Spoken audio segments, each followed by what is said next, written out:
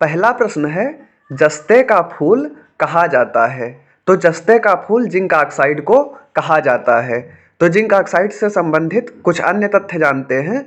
तो zinc oxide का सूत्र ZnO होता है, और जिंक ऑक्साइड का सूत्र तो ZnO है, और बेकिंग सोडा सोडियम बाइकार्बोनेट को कहा जाता है, और सोडियम बाइकार्बोनेट का सूत्र NaHCO3 होता है, और bleaching powder sodium chloro hypochloride को कहा जाता है, और कास्टिक सोडा सोडियम हाइड्रोक्साइड को कहा जाता है, और वहीं वाशिंग सोडा तो सोडियम कार्बोनेट वाशिंग सोडा के नाम से जाना जाता है। अगला प्रश्न, प्रश्न संख्या 2, प्रथम परखनली शिशु का नाम क्या था। तो विश्व में जो प्रथम परखनली शिशु पैदा हुआ था तो उसका नाम लुइस था। यह है लुइस, और इनका जन्म 25 जुलाई 1978 को हुआ था। वहीं अगर भारत की बात करें तो भारत में जो प्रथम IVF टेक्नोलॉजी से जो शिशु ने जन्म लिया वो थी कनुप्रिया अग्रवाल, और इनको दुर्गा के नाम से भी जाना जाता है। अगला प्रश्न, प्रश्न संख्या 3, ध्वनि तरंगे नहीं चल सकती हैं। तो ध्वनि तरंगे निर्वात या वैक्यूम में नहीं चलती हैं। तो ध्वनि तरंगों की बात है तो ध्वनि तरंगों की चाल वायु में 343 मीटर पर सेकंड होती है। वहीं वायु की गति का मापन एनीमोमीटर के द्वारा किया जाता है। अगला प्रश्न देखते हैं, प्रश्न संख्या 4, हाइड्रोजन के आविष्कार का श्रेय किसे जाता है। तो हाइड्रोजन के आविष्कारक हेनरी कैवेंडिश माने जाते हैं। और वहीं ऑक्सीजन की बात करें तो ऑक्सीजन का आविष्कार प्रिस्टले ने किया है, और क्लोरीन का आविष्कार कार्ल विल्हेम सीले ने किया है, और वहीं नाइट्रोजन के आविष्कारक रदरफोर्ड को माना जाता है। अगला प्रश्न देखते हैं, प्रश्न संख्या 5, हरा कशिश या ग्रीन विट्रॉल का रासायनिक नाम है। तो ग्रीन विट्रॉल का रासायनिक नाम फेरस सल्फेट अर्थात FeSO4 या फेरस सल्फेट है। वहीं अगर नीले कशिश या ब्लू विट्रॉल की बात करें तो इसका रासायनिक नाम कॉपर सल्फेट है या CuSO4। वहीं सफ़ेद कशिश जिंक सल्फेट होता है जिसे ZnSO4 कहते हैं। वहीं कशिश तेल या ऑयल ऑफ विट्रॉल ये हाइड्रोजन सल्फेट या H2SO4 को कहा जाता है। अगला प्रश्न देखते हैं, प्रश्न संख्या 6, घरेलू विद्युत लाइन लगाई जाती है। तो घरेलू विद्युत लाइन ये समांतर श्रेणी या पैरेलल में लगाई जाती है। तो घरेलू विद्युत परिपथ के बारे में अन्य तथ्य, जैसे घरेलू विद्युत परिपथ की आवृत्ति 50 हर्ट्ज होती है, और जो घरों में विद्युत सप्लाई होती है इसकी विद्युत धारा 6 एम्पियर की आती है, और जो वोल्टेज आता है वो 220 वोल्ट या विद्युत विभव 220 वोल्ट आता है। अगला प्रश्न देखते हैं, प्रश्न संख्या 7, एक अश्व शक्ति बराबर होता है। तो एक अश्व शक्ति 746 वाट के बराबर होता है। तो शक्ति या पावर की बात है तो शक्ति का मात्रक वाट होता है, और 1 वाट 1 जूल पर सेकंड के बराबर होता है। और शक्ति का सूत्र की बात करें तो P बराबर VI, P अर्थात पावर और V यहाँ पर विद्युत विभव हो जाएगा, और I करंट या विद्युत धारा हो जाएगी। और इसका और सूत्र P बराबर VI या I स्क्वायर इंटू R या V स्क्वायर अपान R, ये भी इसके अन्य सूत्र हैं। और 1 किलोवाट घंटा या 1 kWh में अगर कितने जूल होते हैं तो ये 3.6 इंटू 10⁶ जूल 1 किलोवाट घंटे में होते हैं। अगला प्रश्न देखते हैं, प्रश्न संख्या 8, सपनों के अध्ययन को क्या कहा जाता है। तो सपनों के अध्ययन को आनिरोलॉजी कहा जाता है। तो अगला प्रश्न देखते हैं, प्रश्न संख्या 9, कृत्रिम सुगंधित पदार्थ बनाने में प्रयोग किया जाता है। तो कृत्रिम सुगंधित पदार्थ बनाने में एथिल एसीटेट का प्रयोग किया जाता है। तो एथिल एसीटेट का सूत्र होता है C4H8O2, ये एथिल एसीटेट का सूत्र होता है। अगला प्रश्न संख्या 10, किस ताप पर पारे का प्रतिरोध शून्य होता है। तो पारे का प्रतिरोध 4 केल्विन पर पारे का प्रतिरोध शून्य होता है। अगला प्रश्न, प्रश्न संख्या 11, मरकत बनाया जाता है। तो मरकत बेरिलियम से बनाया जाता है। तो ये मरकत क्या है, तो मरकत एक बहुमूल्य रत्न है।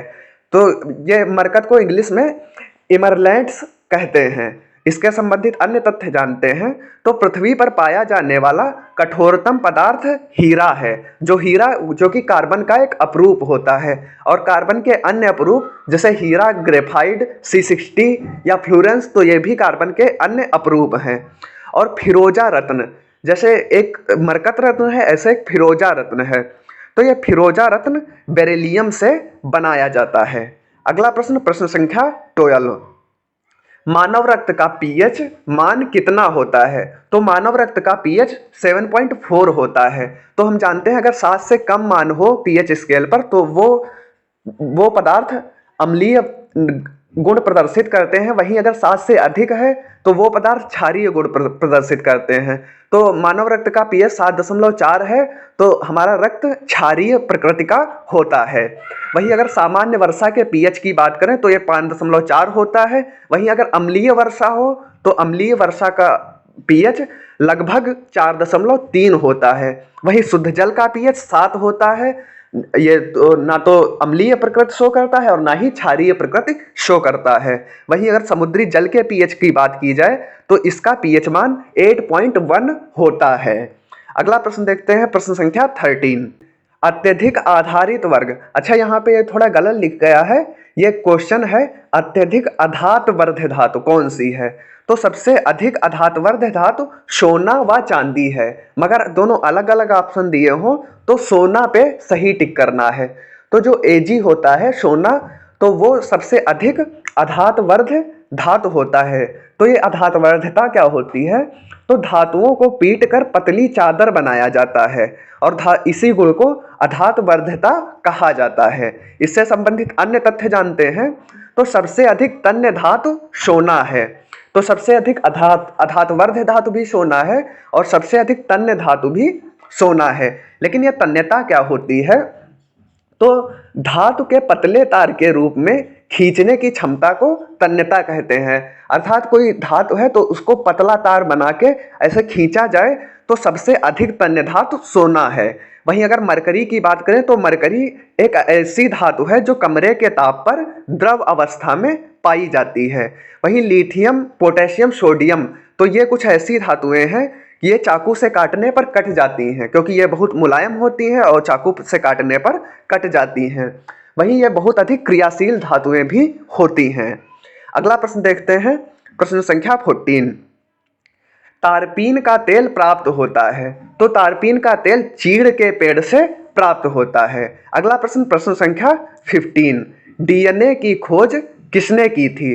तो डीएनए की खोज वाटसन एंड क्रिक ने की थी। डीएनए अर्थात डीऑक्सीराइबोज न्यूक्लिक एसिड। अगला प्रश्न देखते हैं, प्रश्न संख्या 16, टेलीविजन के आविष्कारक कौन है? तो टेलीविजन के आविष्कारक जेएल बेयर्ड को माना जाता है। अच्छा, इस पे मैंने एक अलग से भी वीडियो आविष्कारक खोज और उनके खोजकर्ता या आविष्कारक उनके आविष्कार करता, तो इस पे मैंने अलग से वीडियो बना रखी है, मेरे यूट्यूब चैनल पे पड़ी हुई है, आप वहां जाके देख सकते हैं। तो अगला प्रश्न देखते हैं, प्रश्न संख्या 17, सल्फ्यूरिक अम्ल का रासायनिक सूत्र क्या है? तो ये तो बहुत सरल प्रश्न है। तो सल्फ्यूरिक अम्ल का रासायनिक सूत्र H2SO4 है। और वहीं हाइड्रोक्लोरिक अम्ल, तो ये HCl हाइड्रोक्लोरिक अम्ल का सूत्र होता है। वहीं नाइट्रिक अम्ल की बात करें तो इसका सूत्र HNO3 होता है। अच्छा, एक पदार्थ होता है एक्वा रेजिया, तो ये एक्वा रेजिया हाइड्रोक्लोरिक अम्ल अर्थात HCl और नाइट्रिक अम्ल अर्थात HNO3, तो इससे मिलकर ये बना होता है। तो एक्वा रेजिया में हाइड्रोक्लोरिक अम्ल और नाइट्रिक अम्ल का जो अनुपात होता है 3:1 होता है। अच्छा, इस एक्वा रेजिया का काम क्या होता है? तो ये एक्वा रेजिया गोल्ड व प्लेटिनम को गलाने में उपयोग किया जाता है। अगला प्रश्न देखते हैं, प्रश्न संख्या 18, भूस्थिर उपग्रह पृथ्वी सतह से कितनी ऊंचाई पर स्थापित किए जाते हैं? तो उपग्रह की जो स्थापित करने की कैटेगरी है तो दो भागों में बांटा गया, एक तो भूस्थिर उपग्रह कहे गए, एक पोलर या ध्रुवीय उपग्रह कहे गए। तो भूस्थिर उपग्रह वो होते हैं जो पृथ्वी की जो बीच वाली जो मध्य से रेखा जाती है विषुवत रेखा, तो जो विषुवत रेखा के परितः चक्कर लगाते हैं तो उनको भूस्थिर उपग्रह कहते हैं। वहीं जो ध्रुव के परितः चक्कर लगाते हैं तो उनको पोलर सैटेलाइट या ध्रुवीय उपग्रह कहते हैं। तो यह भूस्थिर उपग्रह की जो पृथ्वी तल से ऊंचाई होती है तो ये 36,000 किलोमीटर होती है। वहीं अगर ध्रुवीय उपग्रहों को की बात करें तो इनकी ऊंचाई 500 से 800 किलोमीटर होती है और भूस्थिर उपग्रह का परिक्रमण काल लगभग 24 घंटे होता है। अगला प्रश्न देखते हैं, प्रश्न संख्या 19। सीवी रमन को नोबेल पुरस्कार कब मिला था? तो सीवी रमन को नोबेल पुरस्कार 1930 में दिया गया था और ये पहले भारतीय थे विज्ञान के क्षेत्र से जिन्हें नोबेल पुरस्कार दिया गया था। तो और इन्हें क्यों नोबेल पुरस्कार दिया गया था? तो इन्होंने रमन इफेक्ट की खोज की थी और प्रकाश के प्रकीर्णन पर भी कार्य करने के कारण इन्हें नोबेल पुरस्कार दिया गया था। वहीं भारत से कुछ अन्य वैज्ञानिक जैसे हरगोविंद खुराना, तो इनको 1968 में नोबेल दिया गया। वहीं सुब्रमण्यम चंद्रशेखर, जिन्होंने चंद्रशेखर सीमा के कारण इनको नोबेल पुरस्कार 1983 में दिया गया था। वहीं वेंकटरमन को 2009 में नोबेल पुरस्कार दिया गया था। अगला प्रश्न देखते हैं, प्रश्न संख्या 20। किसी वस्तु के द्रव्यमान व वेग, यहाँ पे गलत लिख गया है, द्रव्यमान व वेग का गुणनफल कहलाता है। तो द्रव्यमान व वेग के गुणनफल को संवेग कहते हैं। तो संवेग को P से प्रदर्शित किया जाता है और संवेग का सूत्र P बराबर mv, जहाँ m मास है या द्रव्यमान है और v वेलोसिटी या वेग है। तो वहीं अगर मात्रक की बात करें तो संवेग का मात्रक किलोग्राम मीटर पर सेकंड होता है और संवेग एक सदिश राशि है। तो सदिश राशियां आप लोग जानते होंगे कि वे राशियां होती हैं जिनमें दिशा व परिमाण दोनों पाया जाता है। तो द्रव्यमान एक सदिश राशि है। अगला प्रश्न देखते हैं, प्रश्न संख्या 21। हाइड्रोजन के समस्थानिक होते हैं। तो हाइड्रोजन के 3 समस्थानिक होते हैं, प्रोटियम, ड्यूटेरियम, ट्राइटियम। अच्छा, एक इंपॉर्टेंट प्रश्न बनता है कि हाइड्रोजन का कौन सा समस्थानिक रेडियो एक्टिव है? तो ये इसका तीसरा समस्थानिक ट्राइटियम होता है। तो अच्छा, बात समस्थानिक की आती है तो ये समस्थानिक क्या होता है? तो ऐसे तत्व जिनके परमाणु क्रमांक समान और परमाणु भार भिन्न भिन्न होते हैं, अर्थात परमाणु क्रमांक तो समान है लेकिन परमाणु भार अलग अलग है, तो उन्हें समस्थानिक कहते हैं। और कार्बन के समस्थानिक जैसे C12, C13, C14, तो ये कार्बन के समस्थानिक हैं। अगला प्रश्न, प्रश्न संख्या 22। सोडियम को रखा जाता है। तो सोडियम को मिट्टी के तेल में रखा जाता है। तो सोडियम को मिट्टी के तेल में रखने का कारण क्या है? तो सोडियम क्योंकि बहुत अधिक क्रियाशील धातु है, तो ये अगर वायु में रहेगा तो वायु से तुरंत अभिक्रिया कर लेता है और जलने लगता है, तो इस कारण इसे मिट्टी के तेल में रखा जाता है। तो अगला प्रश्न देखते हैं, प्रश्न संख्या 23। तो प्रतिरोध का मात्रक क्या है? तो प्रतिरोध बहुत सरल आसान प्रश्न है। तो प्रतिरोध का मात्रक ओम है। वही विद्युत धारा का मात्रक एम्पियर है और विद्युत विभव का मात्रक वोल्ट होता है। और प्रतिरोधकता, तो प्रतिरोधकता का मात्रक ओम मीटर होता है। तो प्रतिरोधकता का सूत्र रो बराबर RA/L होता है। वहीं अगर विद्युत विभव की बात करें तो V बराबर W/Q होता है। और विद्युत धारा, तो विद्युत धारा को I से प्रदर्शित करते हैं, तो I बराबर Q/T होता है। अगला प्रश्न, प्रश्न संख्या 23। आरबीसी का निर्माण कहाँ होता है? तो आरबीसी का निर्माण अस्थिमज्जा या बोन मैरो में होता है। तो बात आरबीसी की है तो आरबीसी का फुल फॉर्म रेड ब्लड कार्पसेल्स होता है। तो इसके एक अन्य नाम इरिथ्रोसाइट्स नाम से भी जाना जाता है। तो अन्य नाम इसका बहुत पूछते हैं आरबीसी का, तो यह है इरिथ्रोसाइट्स। तो आरबीसी का निर्माण प्लीहा या यकृत में होता है, लेकिन ये किस कंडीशन में होता है? भ्रूण अवस्था में या एम्ब्रियो की स्टेज में आरबीसी का निर्माण प्लीहा या यकृत में होता है। वहीं अगर जब बच्चा भ्रूण से बाहर होता है तो आरबीसी का निर्माण अस्थिमज्जा में धीरे धीरे फिर अस्थिमज्जा में ट्रांसफर हो जाता है। तो वहीं अगर आरबीसी के ग्रेव या आरबीसी के कब्रिस्तान की बात करें तो ये भी प्लीहा होता है। अच्छा, आरबीसी में केंद्रक पाया जाता है, लेकिन ऊंट व लामा के आरबीसी में केंद्रक नहीं पाया जाता है। ये बहुत इंपॉर्टेंट फैक्ट है कि ऊंट व लामा में के आरबीसी में केंद्रक नहीं पाया जाता है। वहीं आरबीसी के जीवन काल की बात करें तो ये 120 दिन का होता है और इनका आकार बाई कॉनकेव होता है। अगला प्रश्न, प्रश्न संख्या 24। वर्षा की बूंदें किस कारण गोल होती हैं? तो वर्षा की बूंदें पृष्ठीय तनाव के कारण गोल हो जाती हैं। तो पृष्ठीय तनाव का मात्रक न्यूटन पर मीटर होता है। अगला प्रश्न 25, वर्णांधता रोगी किस रंग को नहीं पहचान पाते हैं? तो वर्णांधता रोगी लाल व हरे रंग को नहीं पहचान पाते हैं। तो साथ में वर्णांधता एक ऐसा रोग है जिसे सही भी नहीं किया जा सकता है। तो अगला प्रश्न देखते हैं, प्रश्न संख्या 26, वह दृष्टि दोष जिसे दूर नहीं किया जा सकता है। तो ये वर्णांधता, ये हमने अभी बताया, तो ये वर्णांधता को दूर नहीं किया जा सकता है। अगला प्रश्न, गुरुत्वाकर्षण का सिद्धांत किसने दिया? तो ये न्यूटन ने दिया। तो ये हमने जो वीडियो बनाई है इन्वेंशन की, इंपॉर्टेंट इन्वेंशन, तो उसमें ये भी सिद्धांत भी उसमें हमने डाल रखे हैं कि किसकी खोज किसने की है, तो वहां से आप ये पढ़ सकते हैं। अगला प्रश्न, प्रश्न संख्या 28, पीतल मिश्रण है। तो पीतल तांबा व जस्ते का मिश्रण है। तो अन्य कुछ देखते हैं, जैसे सोल्डर, तो सोल्डर सीसा व टिन, सीसा या लेड कहें, जैसे पीबी से प्रदर्शित करते हैं, टिन या एसएन कहें। तो कांसा, वही तो कांसा कापर या सीयू व टिन का मिश्रण है। वही जर्मन सिल्वर, तो ये कापर जिंक और निकिल का मिश्रण है। और स्टेनलेस स्टील, तो ये आयरन या लोहा प्लस निकिल और क्रोमियम सीआर जिसे प्रदर्शित करते हैं, और कार्बन, तो इससे स्टेनलेस स्टील बना होता है।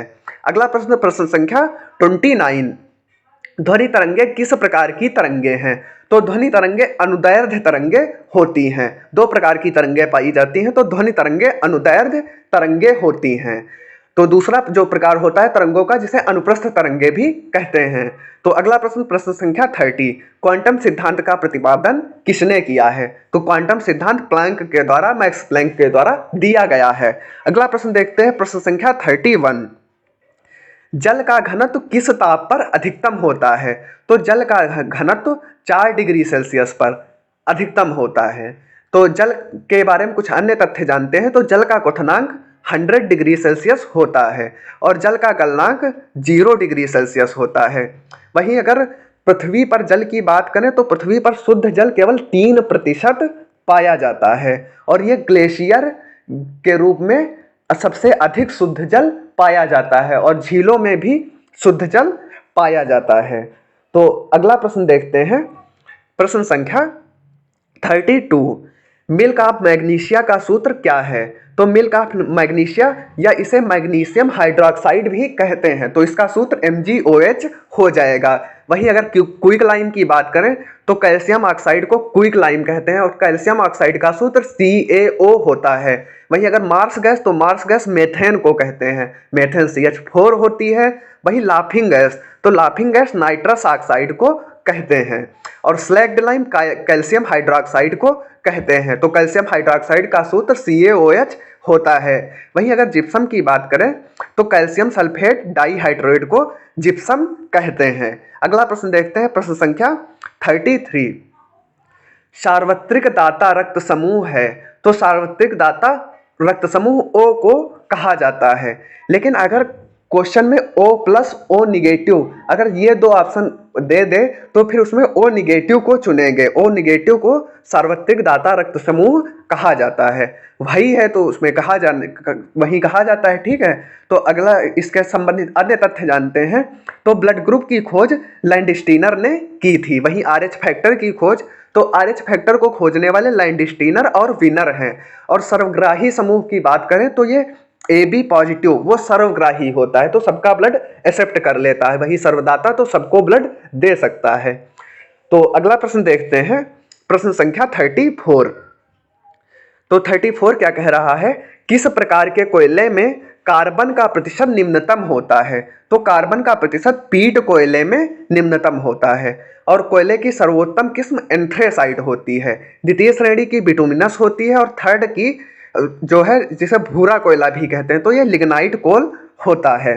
वहीं अगर पीट कोयले में बात करें तो उसमें 60% से भी कम कार्बन पाया जाता है, तो ये सबसे खराब किस्म होती है। और एंथ्रेसाइट कोल में तो इसमें 80 से 95% कोल पाया जाता है। बिटुमिनस कोयल में 55 से 65% कोल पाया जाता है, तो वहीं पीट कोल में 60% तक कोल पाया जाता है। तो अगला प्रश्न देखते हैं, प्रश्न संख्या 35, सीजीएस प्रणाली में बल का मात्रक क्या है? तो सीजीएस प्रणाली में बल का मात्रक डाइन होता है। तो बल की बात है तो बल का एसआई मात्रक न्यूटन है।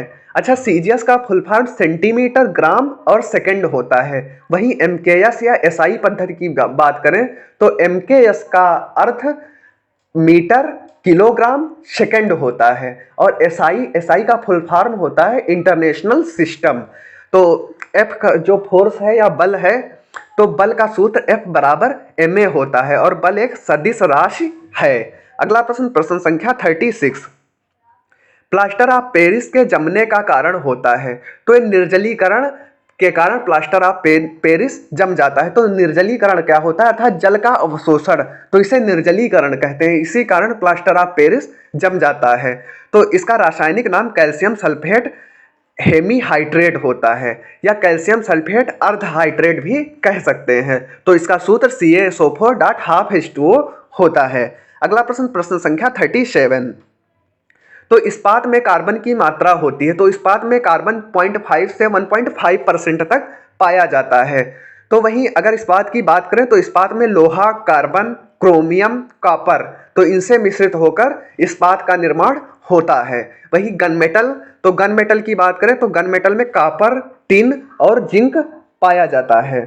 अगला प्रश्न देखते हैं, प्रश्न संख्या 38, सी ऑफ ट्रैंक्विलिटी कहाँ स्थित है? तो सी ऑफ ट्रैंक्विलिटी या शांत क्षेत्र, तो ये चंद्रमा पर शांत क्षेत्र या शांत समुद्र, तो ये चंद्रमा पर स्थित है। तो चंद्रमा से संबंधित कुछ अन्य तथ्य जानते हैं। चंद्रमा पर गुरुत्व 1.6 मीटर पर सेकंड स्क्वायर होता है, जो पृथ्वी का 1/6 होता है। और वहीं अगर चंद्रयान 1 मिशन की बात करें तो ये 2009 में लॉन्च किया गया था और चंद्रयान 2 मिशन अभी हाल ही में 2019 में लॉन्च किया गया था। और वहीं चंद्रयान 3 मिशन तो ये 2021 में लॉन्च किया जाएगा। अगला प्रश्न, प्रश्न संख्या 39, शरीर की सबसे बड़ी मांसपेशी है। तो शरीर की सबसे बड़ी मांसपेशी ग्लूटियस मैक्सिमस है। तो अन्य तथ्य जानते हैं, तो सबसे बड़ी हड्डी फीमर को माना जाता है, जो हमारी जांघ में पाई जाती है। वही सबसे छोटी हड्डी स्टेपीज, जो कि हमारे कान में पाई जाती है। और सबसे कठोर मांसपेशी मैस्टर होती है। तो जो ये मैस्टस होती है, रा लिख गया है तो मैस्टस होती है, जो कि हमारे जबड़े में पाई जाती है। वही शरीर का सबसे कठोर भाग इनेमल होता है, जो दांत की ऊपरी परत होती है, तो ये इनेमल की बनी होती है। अगला प्रश्न, प्रश्न संख्या 40, कोहरा बनने की संभावना कब प्रबल होती है? तो कोहरा बनने की संभावना प्रबल होने का कारण जब ठंडी धारा पर गर्म नमीयुक्त हवा बहती है, तो कोहरा बनने की संभावना प्रबल होती है। अगला प्रश्न, प्रश्न संख्या 41, मानव गुर्दे में बनने वाली पथरी में अधिकतम पाया जाने वाला पदार्थ है। तो पथरी में जो अधिकतम पदार्थ, गुर्दे में जो पथरी पाई जाती है अधिकतम पदार्थ, उसमें कैल्शियम ऑक्जिलेट पाया जाता है, जिसका सूत्र Ca2O4 होता है। अगला प्रश्न देखते हैं, प्रश्न संख्या 42, सवालों अब देखो यहाँ सवालों लिख गया है, इसका मतलब है सवालों का अध्ययन कहलाता है। तो सवालों का अध्ययन फाइकोलॉजी कहा जाता है। वही जोड़ों के अध्ययन को आर्थोलॉजी कहते हैं और मानव मस्तिष्क के अध्ययन को क्रोनियोलॉजी कहते हैं और झाड़ियों के अध्ययन को डेंड्रोलॉजी कहते हैं और कीटों के अध्ययन को एंटोमोलॉजी कहते हैं। अगला प्रश्न देखते हैं, प्रश्न संख्या 43, तो ये 42 ही लिखा है। तो रक्त का लाल रंग होता है। तो रक्त के लाल रंग होने का कारण हीमोग्लोबिन होता है। हीमोग्लोबिन में एक हीम नाम का वर्णक पाया जाता है, तो इसी कारण ये रक्त का रंग लाल होता है। तो अन्य तथ्य जानते हैं, तो रक्त एक लाल रंग का और चिपचिपा होता है और ये तरल संयोजी ऊतक है और रक्त का pH 7.4 है और रक्त जो है रक्त कणिकाओं और प्लाज्मा से मिलकर बना होता है।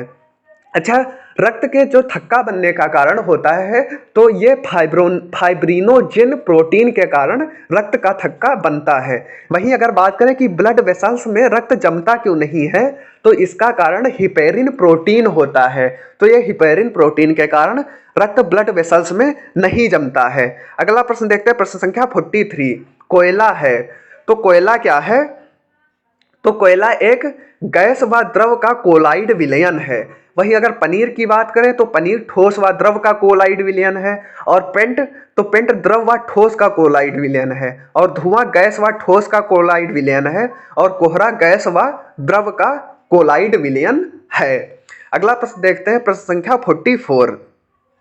किस कारण ग्रह सूर्य के चारों ओर घूमते हैं? तो गुरुत्वाकर्षण के कारण ग्रह सूर्य के चारों ओर घूमते हैं। तो स्त्रियों की नसबंदी को क्या कहा जाता है? तो स्त्रियों की नसबंदी को ट्यूबेक्टॉमी कहा जाता है। वहीं पुरुषों की नसबंदी को क्या कहा जाता है? तो इसे वैसेक्टॉमी कहा जाता है। अगला प्रश्न, प्रश्न संख्या 47। किसको अंतःस्रावी तंत्र का पेसमेकर कहा जाता है? तो थायरॉक्सिन हार्मोन को अंतःस्रावी तंत्र का या थायरॉक्सिन को अंतःस्रावी तंत्र का पेसमेकर कहा जाता है। तो वहीं लड़ो उड़ो हार्मोन, ये तो एड्रीनलिन को लड़ो उड़ो हार्मोन कहा जाता है या फाइट फ्लाइट हार्मोन। वहीं गाय और भैंस का दूध उतारने के लिए जो हार्मोन यूज किया जाता है तो इसे ऑक्सीटोसिन हार्मोन कहते हैं। और ऑक्सीटोसिन हार्मोन को हार्मोन ऑफ लव भी कहा जाता है। वहीं हार्मोन ऑफ डार्कनेस मेलाटोनिन को कहा जाता है। नींद आने का कारण तो ये हार्मोन ऑफ डार्कनेस ही होता है। तो अगला प्रश्न देखते हैं, प्रश्न संख्या 48। सागौन का वनस्पति नाम क्या है? तो सागौन का वनस्पति नाम टेक्टोना ग्रैंडिस है। वहीं अगर गेहूं के वनस्पति नाम की बात करें तो ये ट्रिटिकम सटाइवम या ट्रिटिकम सटाइवा होता है। वहीं चावल का वैज्ञानिक नाम ओरिजा सटाइवा या ओरिजम सटाइवम होता है। वहीं गन्ने का वैज्ञानिक नाम तो ये सुगरेंस ओफिसिनेरम होता है। अगला प्रश्न संख्या 49 है। तो यहाँ पर है पेंसिल का लेड बना होता है। तो ये पेंसिल का लेड ये ग्रेफाइट का बना होता है। तो अगला प्रश्न संख्या 50। ज्योति तीव्रता का मात्रक होता है। तो ज्योति तीव्रता का मात्रक कैंडला है। तो 7 SI यूनिट होती हैं जिसमें लेंथ का मात्रक मीटर, टाइम का मात्रक सेकंड, अमाउंट ऑफ सबस्टेंस जो कि मोल में मेजर किया जाता है, वही इलेक्ट्रिक करंट एम्पियर और टेम्परेचर केल्विन और ल्यूमिनस इंटेंसिटी या ज्योति तीव्रता कैंडला और वही द्रव्यमान किलोग्राम में मापा जाता है। तो दोस्तों ये थे 50 प्रश्न और उम्मीद करता हूँ आप लोगों को अच्छे लगे होंगे। पेपर इन्हीं बैक प्रश्नों से ही अधिकतर प्रश्न पूछे जाएंगे। तो दोस्तों अच्छा लगा हो तो लाइक और शेयर कर दीजिएगा और चैनल को सब्सक्राइब कर दीजिएगा। धन्यवाद।